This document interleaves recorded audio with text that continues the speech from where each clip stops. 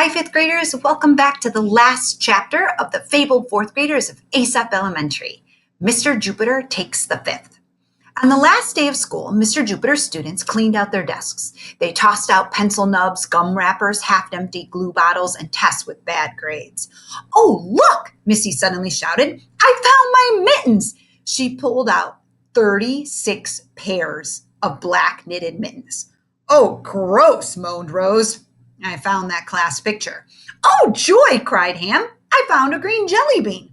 He popped it into his mouth, just as Humphrey said, That's not a jelly bean. That's a moldy piece of tofu from one of my salads. Ham smacked his lips. It was still good. I bet you're going to be sick, said Emberly. I bet you're going to puke the whole first week of summer vacation and not be able to go to the swimming pool. That's okay, said Ernest. He can always stay home and crochet with me, said Rachel. Nobody heard her. Yikes, said Jackie. I hope I don't catch it. I catch everything, you know. Baseballs, basketballs, frisbees. Get serious, snorted Stanford. You can't catch food poisoning. Mr. Jupiter clapped his hands. It's time to collect the textbooks. Please pass your spelling manuals to the front. Amisha handed hers forward. Goodbye, old friend, she whispered. Now your math books, Mr. Jupiter said in a few moments later. Calvin handed his forward. Goodbye and good riddance, he whispered. And now your organic geochemistry books, Mr. Jupiter finally said. Hey, cried Melvin. I never got one of those. The others ignored him. Is everyone's desk finally empty? Asked Mr. Jupiter. Mine is, said Lil, and she waxed poetic.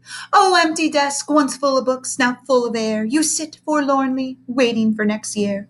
The sadness of her poem touched the other students. Gloomily, they looked around at the classroom's bare walls and empty shelves. Mr. Jupiter had already taken home his collections of meteorites and Mexican jumping beans. He'd packed up his Tibetan prayer wheel and his Mongolian camel saddle.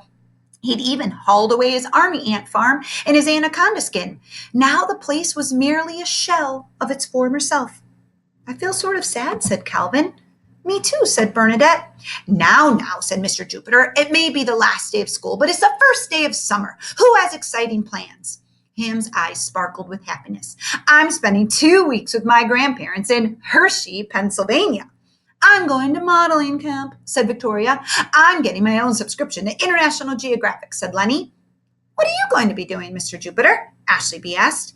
I will be embarking on the greatest adventure of my life, he replied. What's that? Asked Jackie. Touring America's baseball parks. No, said Mr. Jupiter. I'm going to Mars. Mars? The children gasped. Mr. Jupiter nodded. I've been invited by the International Space Academy to help establish a colony there. I'm hoping to open the first interplanetary elementary school in history. Wow, said Ashley Z. That's a lot for one summer. Actually, said Mr. Jupiter, I'll be on Mars for years. He paused, then added, Today is my last day at Aesop Elementary School. No, cried Missy. It can't be true, wailed Emberly. Now I feel really sad, sobbed Calvin. Stanford raised his hand. Who's going to be our teacher next year? He asked. Everyone knew that Mr. Lipschitz, the fifth grade teacher, had decided to retire early rather than teaching the upcoming class. Yes, who? Replied Humphrey.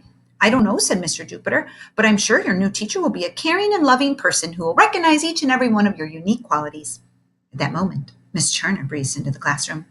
Why so gloomy? She asked when she saw the children's faces. Mr. Jupiter's leaving us, blurted Rose. He's going to Mars. The color drained from Miss Turner's cheeks. But who will teach the children? She asked.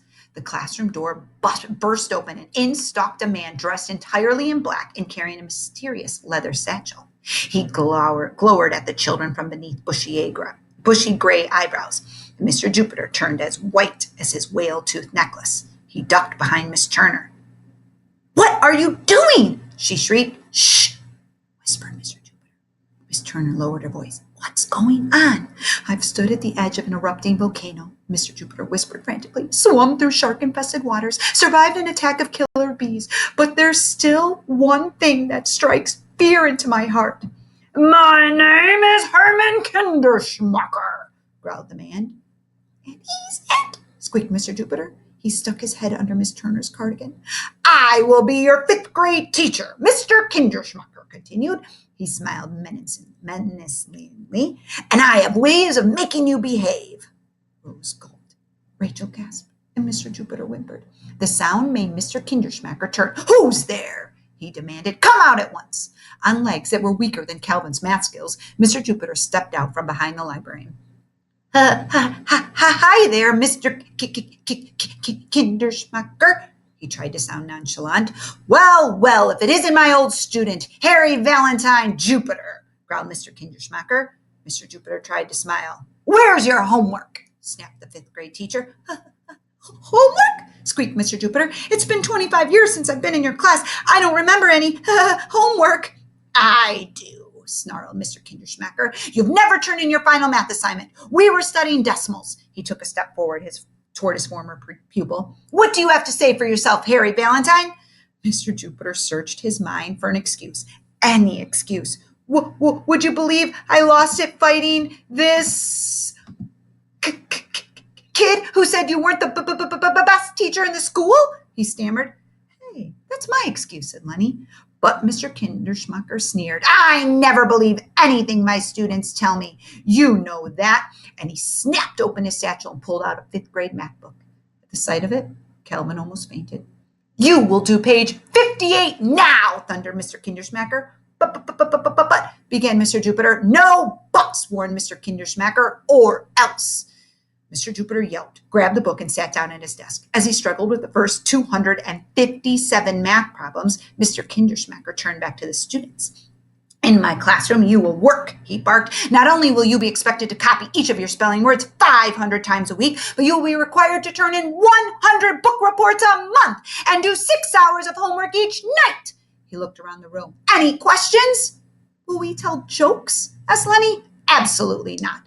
"Will we get snacks?" asked Ham. "Never." "Will we be given time to crochet?" asked Ernest. "Don't make me laugh." Missy turned to Rose. "I don't think he could laugh," she whispered. "Stop that jibber-jabber at once," roared Mr. Kinderschmacker. "Hey," said Humphrey, "you can't talk to us like that." "I certainly can," replied Mr. Kinderschmacker. "I'm the teacher. Now, everyone, shut your mouths and lay your heads on your desk. You will remain that way until the end of the day." Meekly, the children put their heads down. "But, Mr. Kinderschmacker," said Miss Turner, "may I remind you that there are still 4 more hours of school?" "Silence!" shouted the new teacher. "Do as I said." Meekly, the librarian put her head down, too. Soon the room grew quiet. Only the sound of Calvin nervously chewing on his pencil broke the silence. Then Rachel began whimpering so loudly that the others could almost hear her. Stanford began blithering like an idiot. Victoria began miserably picking at her new French manicure. Lil began mumbling a dirge, and Ham complained about the loss of an appetite. All this noise forced Mr. Jupiter to look up from his decimals. What he saw shocked him. Lenny and Bruce were clinging to each other, and they looked terrified. "No!" screamed Mr. Jupiter, leaping to his feet. He swept the math book on the floor. It landed with an explosive bam! "That's a month's detention for you, Harry Valentine," snarled Mr. Kinderschmacker. Mr. Jupiter suddenly felt courage coursing through his veins. It reminded him of the time he had wrestled a crocodile on the banks of the Nile River. He lifted his chin. "No," he said, "it's not." "Sit down," commanded Mr. Kinderschmacker. Mr. Jupiter squared his shoulders. "No," he said, "I won't. This is my class now," hissed Mr. Kinderschmacker. Mr. Jupiter stood tall. "No," he said, "this is my class, and these are my students." The children raised their heads. "But what about exploring Mars?" they asked. "And establishing an interplanetary school?" asked Miss Jupiter. "Colonization of Mars can wait," Mr. Jupiter replied, "but my students can't." Mr. Kinderschmacker growled. "I intend to speak to the principal about this." "It won't do any good," said Mr. Jupiter. "She likes me better." Mr. Kinderschmacker growled again. "You were always a troublemaker." Stuffing the math book back into his satchel, he strode toward the door. But before crossing the threshold, he turned. "I'll be back, Harry Valentine. Mark my words, I'll be back." Then he was gone. All the almost fifth graders clapped, cheered, and leaped from their seats surrounding their teacher. Bruce was so happy, he hugged Mr. Jupiter. Jackie was so happy, she hugged Mr. Jupiter. Stanford was so happy, he shook Mr. Jupiter's hand. Then everyone took turns hugging Mr. Jupiter or shaking his hand. Everyone, that is, except Miss Turner. She took the opportunity to plant a kiss on Mr. Jupiter's cheeks. You're a good man, Harry Valentine, she said. Mr. Jupiter blushed, and Lenny suddenly whooped, "Fifth grade, here we come!" Yes, indeed, said Mr. Jupiter, and it's bound to be an adventure. Moral of the story, there is a time and a place for everything. Fifth graders, I hope you enjoyed reading this book with me. I had so much fun reading it to you. I definitely miss reading in school. Have a wonderful summer. Feel free to email me if you need some book recommendations. I guess that's it. See you next year in September.